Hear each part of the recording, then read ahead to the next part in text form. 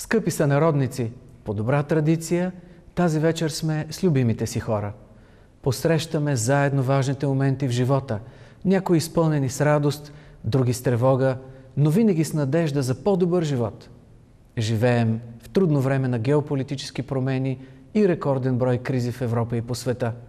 Историята ни учи, че траен мир е възможен само чрез сътрудничество и правила, които важат за всички, а различията нека се решават по мирен начин, не със сила. Оръжията не са аргумент, те са доказателство за липса на аргументи. Силният трябва да подаде ръка на слабия. Силата на една нация не бива да се измерва с територия и военна мощ, а с културата и образованието на хората, с вярата и вдъхновението на народа. Успехът на държавата се мери с успеха на обикновения човек. Успеха да дадеш, а не да вземеш. Успеха да постигнеш прогрес, да вършиш добро. В трудни времена трябва да следваме мечтите си, не страховете си. Да не губим вече извоювани права, свободи и постижения. Да не се връщаме назад към идеите и идеологиите на отминали времена, защото новата ера изисква нови идеи. Няма големи или малки народи, но има народи, които имат големи мечти и амбиции и точно те успяват. Днес никоя държава, дори най-силната, не може да се справи сама с предизвикателствата. Никоя нация не е имунизирана срещу тероризъм, климатични промени, икономическа стагнация, миграционна вълна. Само заедно можем да подредим света и да го направим по-добро място за живеене. Нашите мечти са тясно свързани с мечтите на милиарди хора на планетата за мир, върховенство на закона и човешко развитие. Очакваме принципите на международния правов ред да се спазват от всички. Искаме международните дела да се решават чрез диалог и сътрудничество, а не чрез сфери на влияние. Трябва и богатите, и бедните, и силните, и слабите да усетят прогреса. Природата също трябва да спечели, за да ни има и утре. Трябва да гледаме напред, да се отворим към бъдещето. Технологиите, науката, интернет, човешката мобилност са само в началото на бурното си развитие. Те ще променят света и начина, по който пътуваме, работим, учим, живеем. В бъдеще можем да успеем само чрез добро образование и международно сътрудничество, а не чрез изолация, популизъм и национализъм.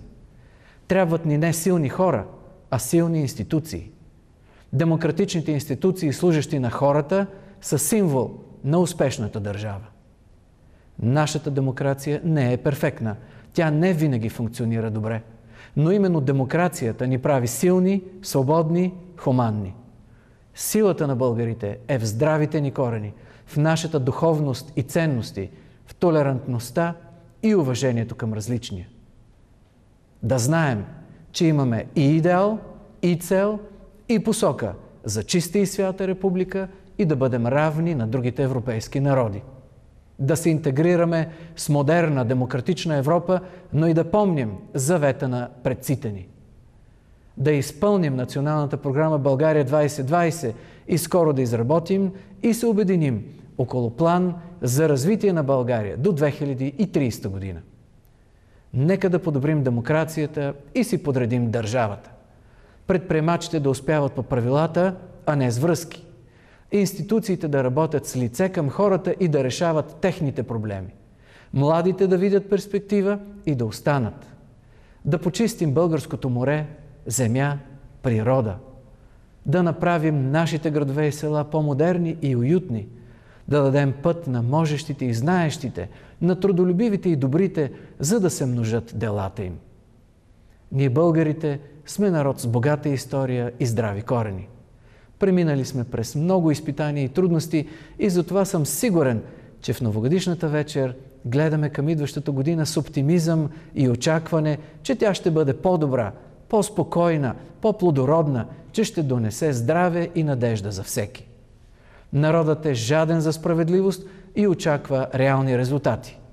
В политиката компромисите понякога изглеждат трудни, друг път ненужни, но от тях има смисъл, ако са насочени към голямата цел – народът да живее по-добре, а държавата ни да бъде модерна, социално отговорна и справедлива.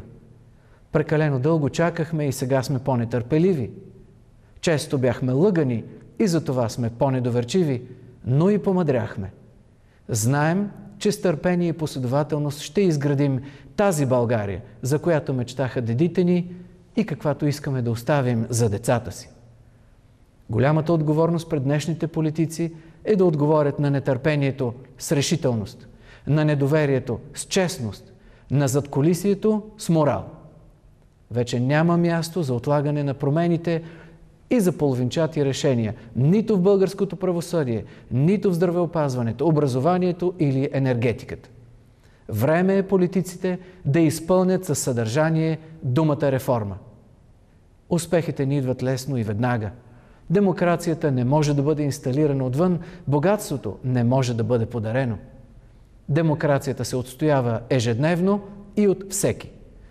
Богатството се изработва с честен труд и добро образование. Важното сега е да не разпиляваме обществената енергия за промяна, а всеки един от нас да я насърчи и подкрепи. Именно тази енергия за промяна видяхме при гласуването на националния референдум. Близо 2 милиона българи казаха да, не просто на електронния вод, а на демокрацията и на бъдещето. Това е безспорен успех за активното гражданско общество.